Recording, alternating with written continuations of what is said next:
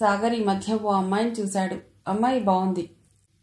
పైసా కట్నం ఇవ్వను, ఇష్టమైతే చేసుకోండి లేకపోతే మానేయండి అని ఆ అమ్మాయి తండ్రి ఖచ్చితంగా చెప్పేసరికి సాగర్ మొహం మాడిపోయింది. సాగర్ తల్లి తన కొడుక్కి పెళ్లి కాదేమోనని బెంగతో మంచం పట్టింది. తండ్రి అసలు మాట్లాడటం లేదు. అన్నయ్య, ఎలాగూ ఆగావు, కొన్నాళ్ళాగు, మా అమ్మాయిని చేసుకుందువు అని ఇద్దరు చెల్లెళ్ళు వేళాకోళం చేయసాగారు. సాగర్ బ్యాంక్ అయిపోయిన తర్వాత సముద్రపు ఒడ్డుకి పోయి కూర్చుంటున్నాడు చీకటి పడేంత వరకు. అక్కడెక్కడో మధ్యలో పెద్దగా విరిగి రాను రాను చిన్నదై నురగలు కక్కుతూ ఒడ్డును తాకి మరంతలోనే వెనక్కిపోతున్న కెరటాలను చూస్తూ కూర్చుంటే కాలమే తెలియదు. ఆ సముద్రంలోని కెరటాల్లాగే సాగర్ బుర్రలో ఎన్నో ఆలోచనలు. కట్నం తీసుకోవటం తప్ప ఒప్ప అని కాదు, అందరూ తీసుకుంటున్నారు, తను తీసుకోవటంలో తప్పేమిటి? అది సామాజిక నేరమని అందరికీ తెలుసు.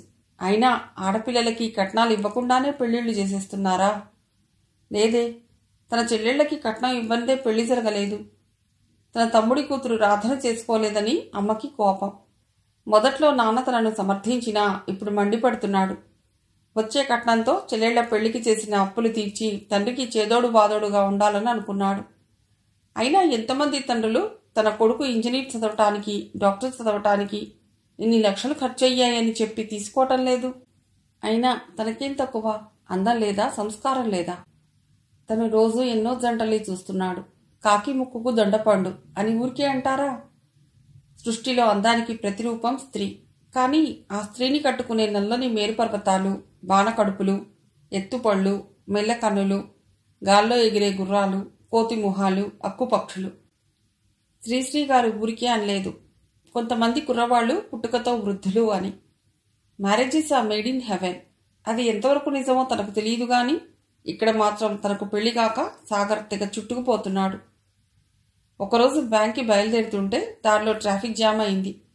కారణం ఏమిటంటే నగరంలో మహిళా సంఘాలు ఊరేగింపు తీశాయి. వరకట్నాన్ని నిషేధించాలని. వరకట్నపు చావుల ఆపాలి. స్త్రీల మీద అత్యాచారాలు, హత్యాచారాలు ఆపాలి. పురుష దురహంకారానికి వ్యతిరేకంగా ప్రతి స్త్రీ నడువు కట్టి ఉద్యమించాలి. ఇలాంటి నినాదాలు గల అట్టలు పట్టుకుని అరుస్తూ మహిళలంతా నడుస్తుంటే ట్రాఫిక్ జామ్ కాక ఏమవుతుంది?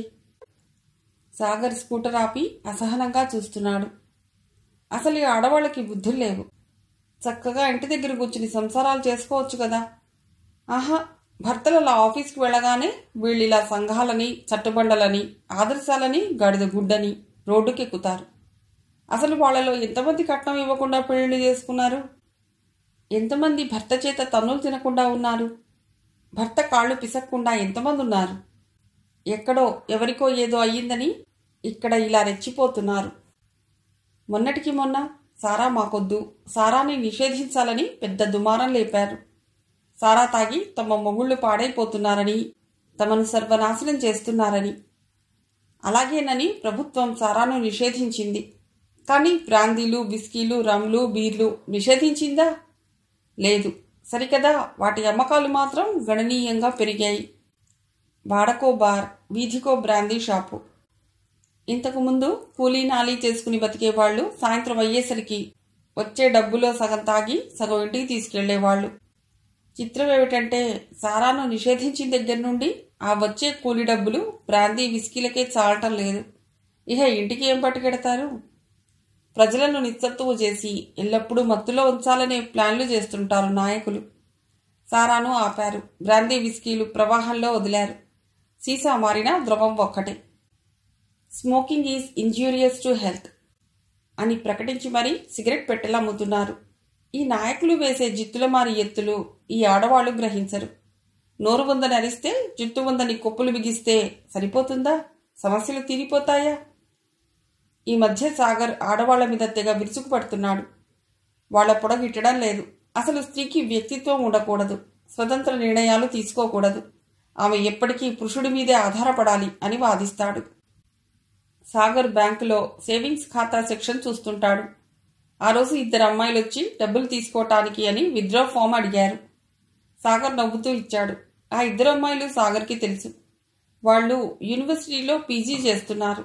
తరచూ బ్యాంక్కి వాళ్ళు రావటం వలన పరిచయం, కొంత చనువు ఏర్పడింది. సాగర్ని బ్యాంకులో అందరూ డ్రీమ్ బాయ్ అని పిలుస్తుంటారు. ఆ విషయం కొందరు కస్టమర్లకు కూడా తెలుసు. అయితే ఒకరిద్దరు ఆడ కస్టమర్లు మాత్రం ముద్దపప్పు అని కొనుక్కుంటారు. పేరుకి 6 అడుగులు మగాడే గాని చెయ్యి తగిలినా స్పందించడు, పవిట జారినా చలించడు. ఏం సార్ మీ పెళ్ళెప్పుడు? మీ పెళ్ళికి మమ్మల్ని పిలుస్తారా అని ఒక అమ్మాయి నవ్వుతూ అడిగింది. తొందరే ఉంది పొడిగా అన్నాడు సాగర్. తొందరగా చేసుకోండి, ముసిలైపోతున్నారు హేళనగా నవ్వుతూ రెండో అమ్మాయి అంది. మన గురుడు చాలామందినే చూశాడే, పాపం ఆ ఫేస్కి ఎవరూ నచ్చలేదో లేక ఈ ఫేస్ ఎవరికీ నచ్చలేదో. మొదటి అమ్మాయి అలా అనేసరికి అక్కడున్న కస్టమర్లు కొలీగ్స్ పగలబడి నవ్వసాగారు. సాగర్ ఆ నవ్వులు వినలేక విసురుగా కుర్చీలోంచి లేచిపోయాడు. సాగర్ గారికి, మీ సాహచర్యం వలన, మీరు చూపే ఆత్మీయత ఆదరణ వలన నేను తిరిగి మామూలు మనిషినయ్యాను. నిజం, మీతో గడిపిన ఆ 4 రోజులు మరపురానివి, మధురమైనవి. మూడువారిన నా జీవితానికి తులకరి జల్లులు మీ అందమైన నవ్వు. ఒకసారి మా ఇంటికి రండి, మీతో మనసు విప్పి చెప్పుకోవలసినవి చాలా ఉన్నాయి. దయచేసి దయచేయండి. ఇట్లు మీ అభిమాన గాయని సుభద్ర. సాగర జీవితంలో సూర్యోదయాలు సూర్యాస్తమయాలు సాదాసీదాగా జరిగిపోతున్నాయి. సుభద్ర దగ్గర నుండి లెటర్ వస్తుందని ఊహించలేదు. ఎప్పుడైనా హైదరాబాద్ పెడితే ఆమె దగ్గరికి వెడదామని అనుకున్నాడు. అయితే ఇలా తనను ఆహ్వానిస్తూ సుభద్ర లెటర్ రాస్తుందని మాత్రం ఊహించలేదు. ఆమె భావగర్భితంగా రాసిన ఉత్తర సారాంశం మాత్రం సాగర్కి అర్థం కాలేదు. అయినా తను రిలీఫ్ కావాలని కోరుకుంటున్నాడు. అందుకే సుభద్ర దగ్గరకు వెడదామని నిర్ణయించుకున్నాడు. బ్యాంకుకి 4 రోజులు సెలవు పెట్టి గోదావరికి బయలుదేరాడు. సాధారణంగా ఎప్పుడూ రష్గా ఉండే గోదావరి ఎక్స్ప్రెస్ ఆ రోజు కాస్త ఖాళీగానే ఉంది. సాగర్ తన బెర్త్ చూసుకుని ఏదో మ్యాగజైన్ తిరిగేస్తూ కూర్చున్నాడు. ట్రైన్ మరో 5 నిమిషాల్లో కదలబోతుందనగా ఓ దంపతులు వచ్చి ఎదురు బర్త్ మీద కూర్చున్నారు. వాళ్ల చేతుల్లో 2 ఏళ్ల బాబు ఉన్నాడు. సాగర్ ట్రైన్ కుదుపుకి మ్యాగజైన్లోంచి తల ఎత్తి చూశాడు. ఎదురుగా కూర్చున్న ఆమె తనని చూడటం చూసి కాస్త కలవరపడ్డాడు. ఆమె పైనుండి చూపు మరల్చి ఎటో చూడటం ప్రారంభించాడు. అయినా ఆమె తననే చూస్తుందని గ్రహించాడు. తను మ్యాగజైన్ చదువుతున్నా ఆమె గురించి ఆలోచిస్తున్నాడు. ఆమెను తను ఎక్కడో చూశాడు, కానీ గుర్తుకు రావటం లేదు. ఏమండి, మీరు సాగర్ కదా? చొరవ చేసి ఆమె అలా అడిగేసరికి సాగర్ అవునని తలూపాడు. మీరెప్పుడైనా రాజా వచ్చారా? సాగర్ కాసేపు ఆలోచించి ఒకసారి వచ్చానండి అన్నాడు. అయితే నన్ను గుర్తుపట్టారా? నేను సుబ్బారావు గారి అమ్మాయిని, రమణిని. గుర్తుకొచ్చారు. బాగున్నారా? మొహమాటానికి ఓ వెర్రి నవ్వు నవ్వాడు సాగర్. ఆ రోజు బలవంతంగా నా చేత నవ్వించారు. నా పళ్ళు కాస్త ఎత్తు ఉంటాయని కాదని వెళ్ళిపోయారు. నేను చాలా బాధపడ్డాను. అయినా దేవుడి దయ వల్ల బంగారం లాంటి భర్త దొరికాడు. కట్నం తీసుకోలేదు. ఉద్యోగం చిన్నదే అయినా నన్ను పువ్వుల్లో పెట్టుకు చూసుకుంటున్నారు. ఇదిగో ఈయనే మా వారు, మా అబ్బాయి. ఆగకుండా గలగలా మాట్లాడేస్తుంటే సాగర్ మొహం చిన్నబోయింది. అందం ఏం చేసుకుంటావండి, మనస్సు మంచిదై ఉండాలి. రమణి భర్త తనలో తాను అనుకుంటున్నట్లుగా అన్నాడు. వాళ్ల మాటలు సాగర్కి ఎక్కడ తగలాలో అక్కడ తగిలాయి. రమణి భర్తను చూశాడు. బాగున్నాడు, కట్నం తీసుకోలేదు అనగానే తన నెత్తి మీద పిడుగుపడ్డట్టు అయ్యింది. సాగర్కి తెలిసిందల్లా ఒక్కటే, ఈ రోజుల్లో కట్నం తీసుకోకుండా ఎవరుంటున్నారు? తను కాదన్న అమ్మాయిని ఆ యువకుడు కట్నం లేకుండా పెళ్లి చేసుకున్నాడని కనుల ముందర కనిపిస్తుంటే ఆ నిజాన్ని గ్రహించలేకపోతున్నాడు. దెబ్బతిన్న తన ఆహాన్ని సంతృప్తిపరచలేకపోతున్నాడు. మింగుడుపడని ఆ నిజానికి గుటకలు వేస్తూ కనులు మూసుకుని వాక్మెన్ చెవులకి తగిలించుకున్నాడు. క్యాసెట్ వింటున్నా తన ఆలోచనలు మాత్రం పరిపరి విధాలుగా పోతున్నాయి. సాగర్ తనకు కాబోయే భార్య గురించి చాలా ఉన్నతంగా ఊహించుకున్నాడు. నింగి నుండి జాలువారు వెన్నెల సోనలా, ఆమె నవ్వులో సితార రాగాలు పలకాలని, ఆమె కనులు హిమవాన కురిపించాలని, సన్నని నడుంలో సన్నజాజి తీగలా తామరాకు పాదాలతో హంసలాంటి నడక ఉండాలని, తనను మరిపించి లాలించి శృంగార రసంలో ముంచి తేల్చాలని, కష్టసుఖాల్లో పాలు పంచుకోవాలని, ఇలా చాలా చాలా ఊహించాడు. కానీ తన ఊహలు ఏవీ జరగటం లేదు. తన ఆశలేవీ ఫలించటం లేదు. రమణి విజయవాడలో దిగుతూ ఒక మాట చెప్పిపోయింది. సాగర్ గారు, మంచి అమ్మాయిని చూసి తొందరగా పెళ్లి చేసుకోండి. జీవితం చాలా చిన్నది, రేపు మన చేతుల్లో లేదు. రమణి అలా చెప్పినందుకు సాగర్కి కోపం రాలేదు. చిన్నపిల్లైనా బాగా చెప్పింది. నిజమే, మనిషి కష్టనష్టాలు సుఖ సంతోషాలతో సంబంధం లేదు. ఈ కాలరథానికి ఎవరున్నా లేకపోయినా దాని ప్రయాణం ఆగదు. ఆకాశం, భూమి, ఆ సూర్యుడు, ఈ చంద్రుడు ఎప్పుడూ ఉండేవే. జీవితం క్షణభంగురం అని తెలిసినా మేకపోతు గాంభీర్యం చూపిస్తాడు. రేపు మన చేతుల్లో లేదు. తదుపరి క్షణం ఏం జరుగుతుందో చెప్పలేని ఈ అల్పజీవి మానవుడు ప్రపంచమంతా తానేనని విర్రవీగుతాడు. పెరుగుతుంది వయస్సు అని అనుకుంటాం, కానీ తరుగుతుంది ఆయువు అని తెలుసుకోలేం. మార్పు సహజం. మారుతున్న కాలంతో పాటు మనము మారాలి. మన అభిప్రాయాలు మారాలి, మన అభిరుచులు మారాలి. తాను పట్టిన కుందేటికి మూడే కాళ్ళు అంటే కుదరదు. కోడి కూస్తే గాని సూర్యోదయం అవ్వదు అనే మూఢత్వం విడనాడాలి. అప్పుడే మనిషి ప్రగతి. సతీ సహగమనం, వరకట్నం, బానిసత్వం, వ్యభిచారం అనే రుగ్మతలతో స్త్రీని హింసించకు. స్త్రీజాతిని నాశనం చేయకు. తండ్రిగా, భర్తగా, కొడుగ్గా స్త్రీకి అండగా ఉండవలసిన నీవే కంచి చేను మేస్తే చందంగా మారకు. ఓ మగాడా, తలుపులు మూసి పిల్లిని హింసిస్తే ఏమవుతుందో నీకు తెలియంది కాదు. రేపు నీ చేతుల్లో లేదనే విషయం మర్చిపోకు. ట్యాంక్ బండ్ మీద పురాణ పురుషులందరూ బారులు తీరి కొలువుదీరారు. వారు చాలదన్నట్లు ఏకంగా హుసేన్ సాగర్ మధ్యలో తథాగతుడు ఠీవీగా నిల్చున్నాడు.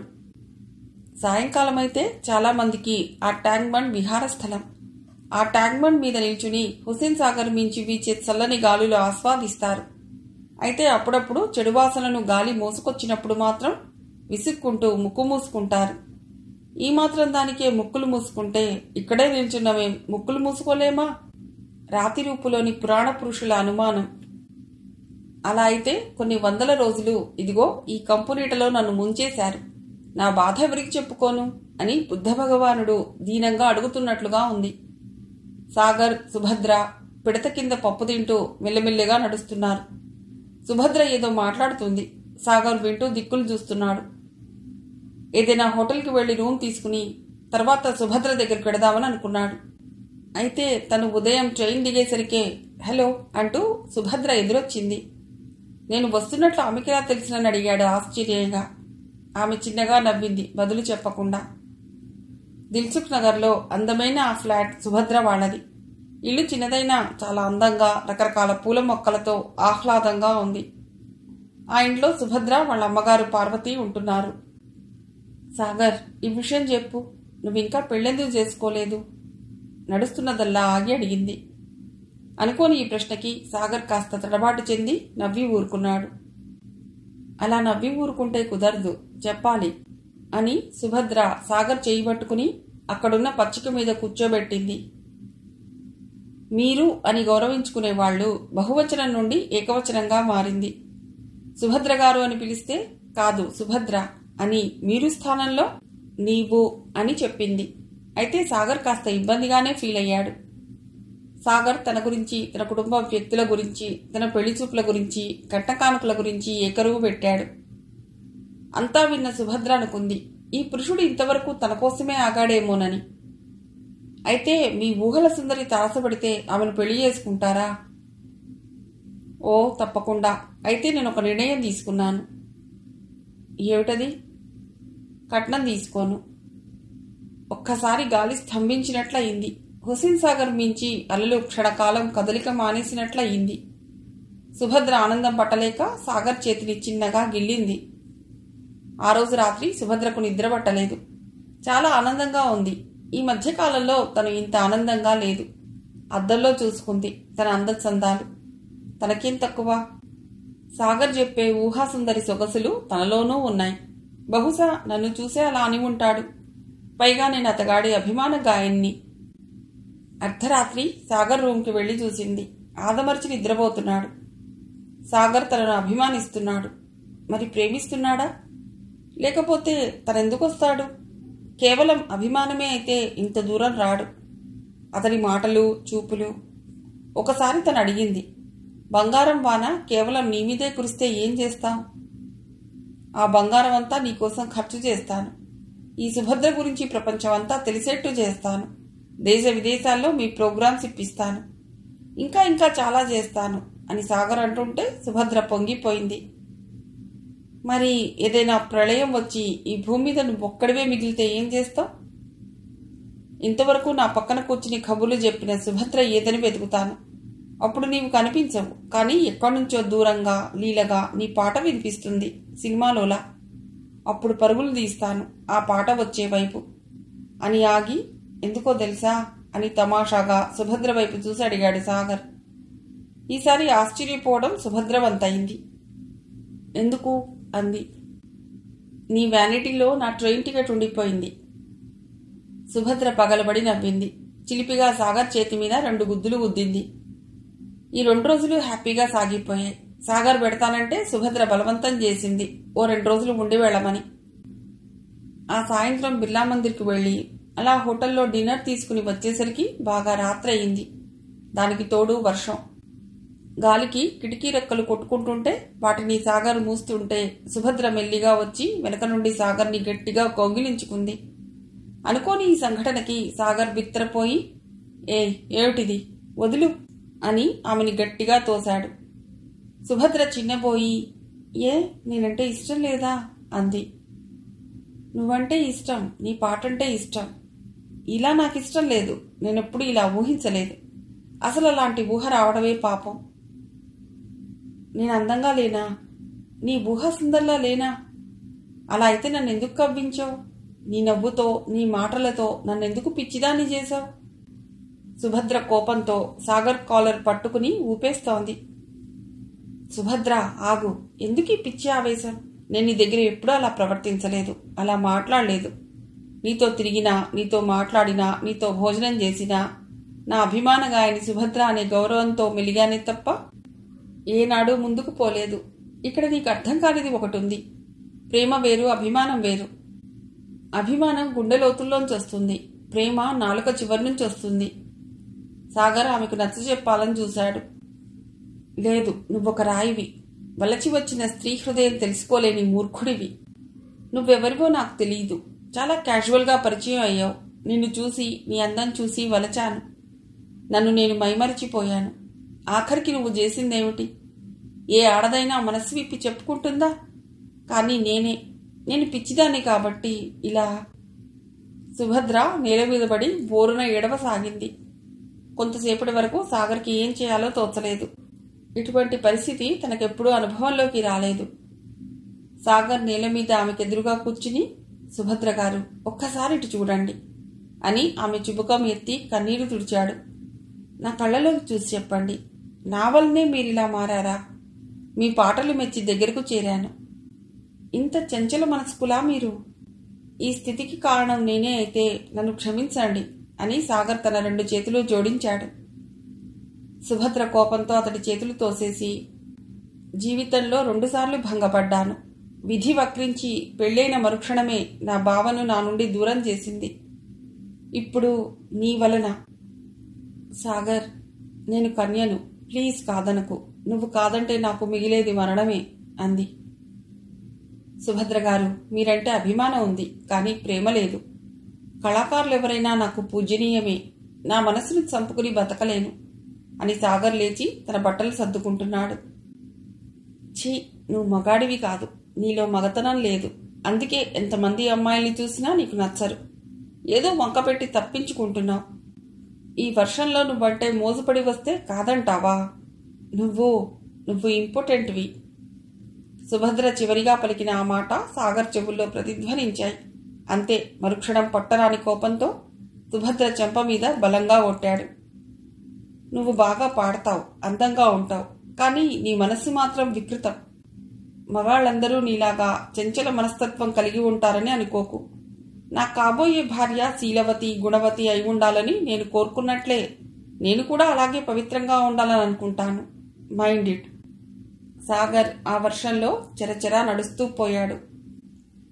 కొందరి జీవితాలు పడవ ప్రయాణం లాంటివి. సాగర్ మళ్ళా అమ్మాయిల వేటలో పడ్డాడు. కట్న కానుకలతో ప్రసక్తి లేకుండా తన ఊహాసుందరిలా లేకపోయినా పెళ్లి చేసుకుందాం అనుకున్నాడు. కానీ అక్కడ చుక్కెదురైంది. మా అమ్మాయిని బ్యాంకులో పనిచేసే వాళ్ళకి ఇవ్వం. ఏ డాక్టరో ఇంజనీరో అయితే గానీ ఇవ్వం. ఇప్పటికే బ్యాంకులు నష్టాల్లో ఉన్నాయి. ఏ క్షణాన ఉద్యోగం ఊడుతుందో ఏమో. మా అమ్మాయి వయసు చాలా చిన్నది. అబ్బాయిని చూస్తుంటే కాస్త వయసు ఎక్కువగా కనిపిస్తుంది. చూస్తూ చూస్తూ మరీ ఇంత వయసు తేడాతో ఇవ్వలేం. ఆ మధ్య ఏదో ఇన్ని లక్షలు కావాలి అన్ని లక్షలు కావాలి అని తిరిగినట్లుగా గుర్తు. మరి ఇప్పుడేమో కట్నం గురించి నోరెత్తడం లేదు. అబ్బాయికి ఏమైనా ఏమో ఏ పుట్టలో ఏ పాముందో. మరో సంబంధం చూసుకోండి. అయినా ఏ వయసులో జరగవలసిన ముచ్చట ఆ వయసులో జరగాలి. వెనకటి కాలంలో అయితే తాత పెళ్లి చేసుకుంటావా అని అడిగితే ఓ పిల్లనిచ్చేవారెవరో చూడు అనేవాడు. ఆ రోజులు పోయాయి. కాబోయే మొగుడు వయస్సు ఎంత తక్కువ ఉంటే అంత మంచిదని చూస్తున్నారు. గోడకు కొట్టిన బంతిలా అయింది సాగర్ పరిస్థితి. తన తోటి వారంతా పెళ్లిళ్లు చేసుకుని 2-3 పిల్లలతో హాయిగా ఉంటున్నారు. స్త్రీకైనా పురుషుడికైనా పెళ్లి అనేది జీవితంలో ముఖ్యమైన ఘట్టం. అసలు ఈ పెళ్లి అనే ప్రక్రియ లేకపోతే మనిషి జీవితం దుర్లభం. ప్రకృతిలో స్త్రీ పురుషులిద్దరూ సమానమే. వీరిద్దరి కలయిక అన్యోన్యత లేకపోతే ఈ సృష్టి లేదు. ఈ నిజాన్ని గ్రహించేది ఎంతమంది? అప్పుడెప్పుడో తిండి గింజల కోసం కడుపున పుట్టిన బిడ్డల్ని అమ్ముకునేవారు. దాని వారసత్వమే కన్యాశుల్కం. ఆ రోజుల్లో ఎంతమంది ఆడపిల్లలు ఉంటే అంత గొప్ప, అంత ఆనందం. ఎందుకంటే కట్నం తీసుకుని పెళ్లిళ్లు చేయవచ్చు. అలా స్త్రీ సంతతి పెరిగింది, పురుష సంతతి తగ్గింది. మనిషి ఆలోచనలు మారాయి. కన్యాశుల్కం ఇచ్చి పెళ్లి చేసుకునే రోజులు అంతరించి వరకట్నం ఇచ్చి పెళ్లి చేయవలసిన రోజులు వచ్చాయి. ఆ రోజుల్లో ఆడపిల్ల పెళ్లి అంటే ఆ తండ్రి ఆనందంగా చేసేవాడు. ఈనాడు బాధపడుతూ చేస్తున్నాడు. ఏది ఏమైనా స్త్రీ బాధలు తీరటం లేదు. ఆమె కష్ట నష్టాలు తగ్గటం లేదు. కన్యాశుల్కం పోయి వరకట్నం వచ్చింది. ఈ వరకట్నం పోయి ఏమొస్తుందో ఏమో. ఈ కాలగమనంలో సాగర్ తల్లి చనిపోయింది. తండ్రి అనారోగ్యంతో మంచం పట్టాడు. బ్యాంకులో సాగర్కి ప్రమోషన్ వచ్చింది. అలాగే సంఘంలో చాలా మార్పులు జరుగుతున్నాయి. కానీ సూర్యుడు మాత్రం తూర్పులోనే ఉదయిస్తున్నాడు. సాగర్ మాత్రం బ్రహ్మచారిగానే ఉన్నాడు. మిగిలిన కథ తర్వాతి భాగంలో.